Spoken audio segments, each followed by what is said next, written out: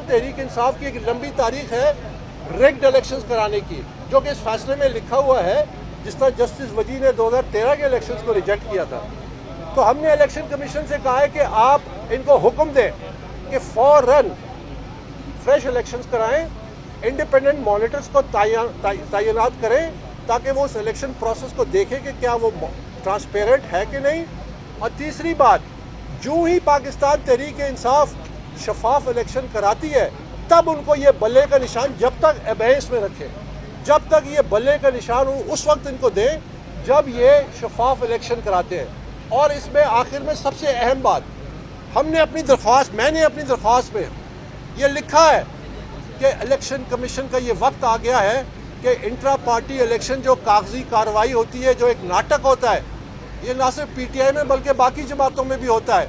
हम समझते हैं, मैंने लिख के दिया है इलेक्शन कमीशन को कि आप तमाम जमातों को उससे गुजारें।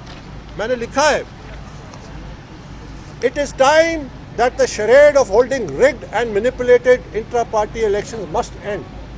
All major political parties must be vigorously scrutinized under the relevant laws to allow credible and competent leadership to emerge from within political parties. This is the only way forward for democracy to deliver and meet the challenges confronting society. तो ये बुनियादी नकात है जो हमने इस्तदा की है। याद रखिए कि हम चूँकि पीटीआई पे हमारा ताल्लुक है और हमारा लोकल स्टैंड अप पीटीआई है और पीटीआई बनी थी एक रोल मॉडल बनने के लिए, तो इसलिए हमारा फोकस पीटीआई पे ज़्यादा है। लेकिन इस हवाले से हम चाहते हैं, हम इलेक्शन कमीशन से 12 फंडिंग के हवाले से भी ये कहते आए हैं कि तमाम सियासी जमातों की फंडिंग की उसी तरह स्क्रूटनी करें जिस तरह पाकिस्तान तहरीक इंसाफ हुई, और ये जल्दी होना चाहिए, ये इलेक्शन से पहले होना चाहिए ताकि सियासी जमातें इदारा बने, लीडरशिप सामने ला सके और वो लीडरशिप पाकिस्तान के मसाइल का हल ढूंढ सके। क्योंकि मैं ख़त्म कर क्योंकि याद रखिए, पाकिस्तान में आप 10 इलेक्शन करा लें, ये अभी जो होने जा रहे हैं ना, इसके बाद भी आप देख लेंगे, मैं भी इधर हूँ, अल्लाह ने ज़िंदगी दी, आप भी इधर हैं। आप 10 इलेक्शन करा लें, जब तक आप सियासी जमातों को मेरिट नहीं लेके आएंगे, उसको इदारा नहीं बनाएंगे, उसमें ट्रांसपेरेंसी नहीं लेके आएंगे, उसको डेमोक्रेटिक नहीं करेंगे, जब तक आपके पास कॉम्पिटेंट लीडरशिप नहीं आएगी। कॉम्पिटेंट लीडरशिप जो है पाकिस्तान में मौजूद है, उसके दरवाजे बंद है। क्यों बंद है? सियासी जमातें चंद अशखास और चंद ख़ानदानों के कब्ज़े में हैं। वो मेरिट पे कॉम्पिटेंट लोगों को आने नहीं देते लीडरशिप रोल में। जिस तरह के अभी आपने देखा कि पाकिस्तान तहरीक इंसाफ में एक ऐसे शख्स को चेयरमैन नामजद किया गया जिसका पीटीआई से दूर दूर तक ताल्लुक नहीं है। लोग कहते हैं मूरसी सियासत नहीं की, तो बादशाहत तो की, बादशाहत और क्या होती है? आप अपनी मर्जी से जिसके मर्जी जो ओहदा दे दे। इन शख्स का मेरिट क्या है पीटीआई में, मुझे इसका कोई जवाब दे दे। ये उसी सूरत में इस्लाह हो सकती है कि आप वर्कर पे एतमाद करें। पाकिस्तान तहरीक इंसाफ के वर्कर जो हैं वो महज सड़क पर निकल के और डंडे खाने के लिए, जेलें काटने के लिए और उनके ख़ानदान के साथ जो कुछ हो रहा है, उनके इक़्तिदार के लिए वो दुश्वारियाँ हैं। आप उनको ये हक़ क्यों नहीं देते? आप उनको ये हक़ क्यों नहीं देते कि वो अपनी लीडरशिप की इंतखाब करें? आप लेवल प्लेइंग फील्ड की बात करते हैं, आप अपने घर में लेवल प्लेइंग फील्ड क्यों नहीं देते? आप अपने पार्टी के मेंबर्स को क्यों नहीं लेवल प्लेइंग फील्ड देते? ये है वो तज़ाद। क्यों? इसलिए कि सियासी जमातें सिर्फ इक़्तिदार की एक पार्टियों को सीढ़ी के तौर पर इस्तेमाल करती है। ये कभी भी डिलीवर नहीं कर सकेंगे जब तक ये बुनियादी तब्दीलियाँ ना हो। बहुत शुक्रिया। बाबर साहब, आपकी दरख्वास्त में बुनियादी तजाद है। आप समझते हैं कि आपने अभी ये तस्लीम कर लिया है कि इमरान खान ही पार्टी के मौजूदा चेयरमैन हैं और इमरान खान को भी ये हक़ है कि वो पार्टी चेयरमैन का इलेक्शन लड़ें। इस हवाले से आपने अदालत को रुजू किया है कि उन्हें हिफाजत फराहम की जाए, बाहर आके इलेक्शन लड़ने के हवाले से हिफाजती इक़दाम किए जाएँ। अगर आप चाहते हैं कि पार्टी चेयरमैनशिप के लिए इमरान खान भी मैदान में है तो उनके लिए तो मैदान खुला नहीं है। मैंने कब कहा कि उनको हक़ तो है ना बुनियादी तौर पर। देखिए, जो ओरिजिनल आइन था ना, जो ओरिजिनल आइन था जो हमने ड्राफ्ट किया था, उसमें चेयरमैन के सिर्फ 2 टर्म्स थे। और इमरान खान, अगर आप याद करें, थोड़ी पीछे जाए तो बेनज़ीर मरहूम भुट्टो साहिबा जो थी, उससे पहले उनको लाइफ टाइम चेयरपर्सन किया था। तो आप इमरान खान के वो तमाम बयानात निकाल लें कि जो उन्होंने जिस तरह शदीद मुखालफत की थी। ये कैसी सियासी जमात है, ये कैसी जमहूरियत है जहाँ एक सियासी जमात का जो हेड है वो लाइफ टाइम चेयरपर्सन बन गए। तो हम तो इसके बहुत खिलाफ थे, इमरान खान खुद इसके खिलाफ थे, तो कैसे लाइफ टाइम चेयरपर्सन बनने के लिए दावा कर सकते हैं। हमने कहा ना, हमने ओरिजिनल आइन में उनको 2 टर्म्स दी थी, तो और मैंने कभी भी नहीं कहा कि उनको जेल से बाहर निकाले इंट्रा पार्टी। मैं तो कह रहा हूँ वर्कर को मौका दें। जो मेंबर्स हैं, इलेक्शन होते किस तरह है, आप कागजात नामजदगी देते हैं, उसके बाद उसकी जांच पड़ताल होती है, कुछ लोग डिस्क्वालीफाई हो जाते हैं, कुछ लोग क्वालिफाई कर जाते हैं, फिर जो इलेक्टोरल कॉलेज है वो वोट डालता है। इस बुनियादी अमल से पीटीआई के वर्कर गुजरे ही नहीं। एक ढोंग रचाया गया, 2 दर्जन लोगों को इकट्ठा करके कबूल है कबूल है कबूल है और बिना वो उसके सबको डिक्लेयर कर दिया गया। सर ये बताइएगा, फंडिंग केस में काफ़ी अर्सा चलता रहा और आप जीते उसमें, अभी इंट्रा पार्टी इंतखाबात के हवाले से आपको कितनी उम्मीद है इलेक्शन कमीशन से?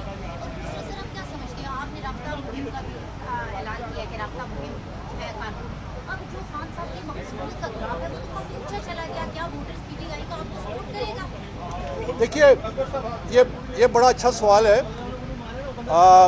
जो इन्होंने कहा कि जी शोहरत या पॉपुलैरिटी की आप बात कर रही है, मुझे ये बताइए कि एक सियासी रहनुमा कोई भी हो, अगर वो पॉपुलर भी है तो सवाल तो ये करना चाहिए कि उसकी पॉपुलैरिटी से हमें क्या मिला, आपको क्या मिला, पाकिस्तानी कौम को क्या मिला, क्या पाकिस्तान की कौम को रोज़गार मिला, क्या पाकिस्तानी कौम को बेरोज़गारी कम हुई, क्या गुर्बत कम हुई, क्या महंगाई कम हुई, क्या अमन व अमान बेहतर हुआ, क्या अदालतें बेहतर फंक्शन। एक शख्स अगर अपनी पॉपुलैरिटी के लिए अपनी पॉपुलैरिटी से बढ़ाता है, वो सियासी लीडर तो होता ही। इस वास्ते मैं आपको मिसाल देता हूँ कि लोगों के लिए कुछ करे। विंस्टन चर्चिल ने सेकेंड वर्ल्ड वॉर अंग्रेज़ों को जिताई, मुश्किल तरीन वक्त था बरतानिया का, जब जर्मनी उसके दरवाज़ों पे दस्तक दे रहा था, नाजी जर्मनी, वो खड़ा हो गया, उसने मुकाबला किया। आपको पता है कि जंग अजीम 2 के बाद जो इलेक्शन हुए, विंस्टन चर्चिल वो इलेक्शन हार गया। तो आप इससे कतई नज़र के कौन जीतता है कौन हारता है, आपने जेन्युइन डेमोक्रेटिक प्रोसेस लेके आना है। आप अगर जेन्युइन डेमोक्रेटिक मसलन 1965 में प्रेसिडेंट अयूब के नीचे बेसिक डेमोक्रेट सिस्टम था। मोहतरमा फातिमा जिन्ना मशरकी पाकिस्तान में ट्रैवल कर रही थी ट्रेन में, लाखों लोग आते थे स्टेशन में उनको वेलकम करने।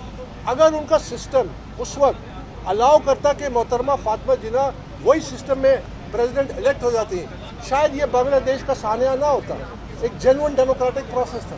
तो हम तो डेमोक्रेटिक प्रोसेस के लिए हैं, हम शख्सियात से बालातर होकर सोचते हैं, और इसमें पीटीआई के मेंबर्स का फंडामेंटल राइट है अंडर द लॉ कि वो अपनी क़यादत का इंतखाब करें। आप उनको डिनाई किया गया। हम इसके लिए इलेक्शन कमीशन में आए। एक वजाहत करता चलूँ कि हमने जो दरख्वास्त डाली है, मैंने उसमें हमने उस केस का रेफरेंस दिया है जो ऑलरेडी चल रहा है, उसी रेफरेंस से हमने ये एक कंप्लेंट फाइल की है। इलेक्शन कमीशन उसको कैसे देखता है ये जाहिर है उनका अपना इख्तियार है। आपने कहा कि आप नहीं चाहते कि बल्ले का निशान हो जाए, आप जो खर्च दे रहे हैं तो इंदिरा पार्टी हैदराबाद मुतनाज़ हो जाएंगे, बल्ले का निशान जाने की जो तनाज़ है वो भी बढ़ जाएंगे। देखिए, जो इलेक्शन जो इंट्रा पार्टी हुए हैं, ये न सिर्फ मुतनाज़ा है बल्कि टोटल फ्रॉड है। अब अगर हम खामोश रहें तो आप ये समझिए कि जानते बूझते हुए आप एक मेगा क्राइम के एकम्प्लिस बन जाते हैं।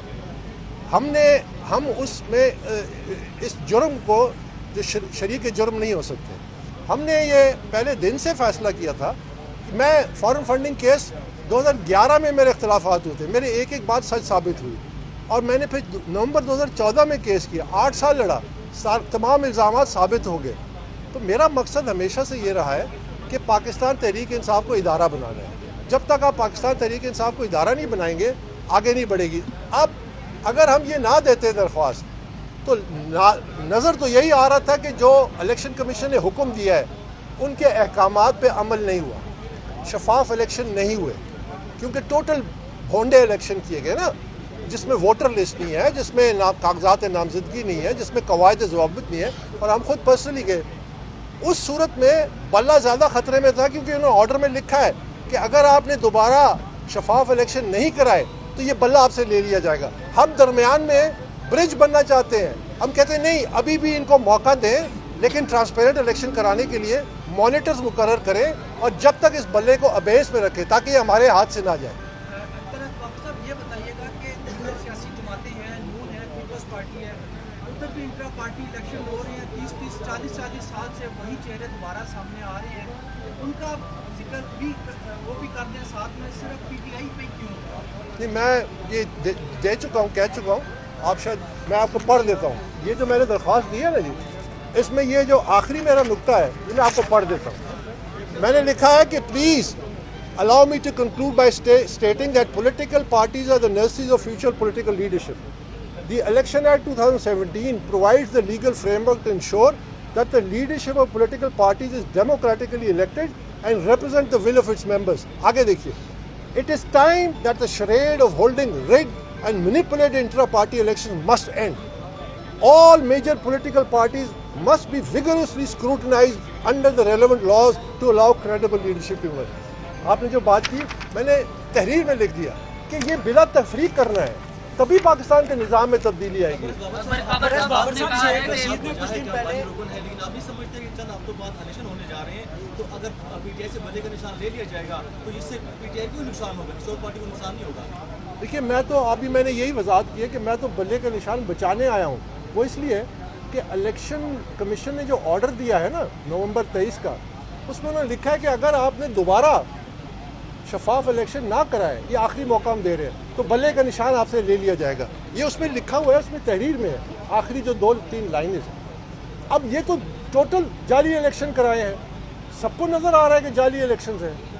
अच्छा, अगर मैं ये दरमियान में हम इसलिए आए हैं कि हमने इस्तदा की है कि इलेक्शन कमीशन फ़ौरन हुक्म दे के ताज़ा इलेक्शन कराएं और इंडिपेंडेंट मॉनिटर्स लगाएं, और ताकि ये उस फाइनलिटी पे ना जाए कि बल्ला हमेशा के लिए ले लिया जाए, और एक और मौका मिले जब तक बल्ले को आप अबेंस में रखें, शफाफ इलेक्शन कराएं और दोबारा बल्ला इनको अलॉट करें। तो हम, अगर आप समझने की ज़रा वो करें, हम एक्चुअली दरमियान में आ रहे हैं कि इसको बल्ले को बचाने के लिए, हम बल्ले बचाना निकले हैं। सर, आपने ऑडियो वीडियो सबूतों की बात की है, उस ऑडियो वीडियोस में क्या है?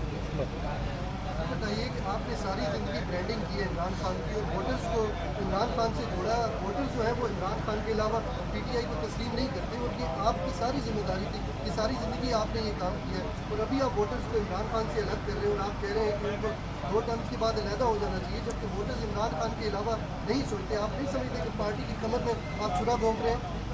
नहीं, सच बोलना कभी छुरा घोंपना नहीं होता।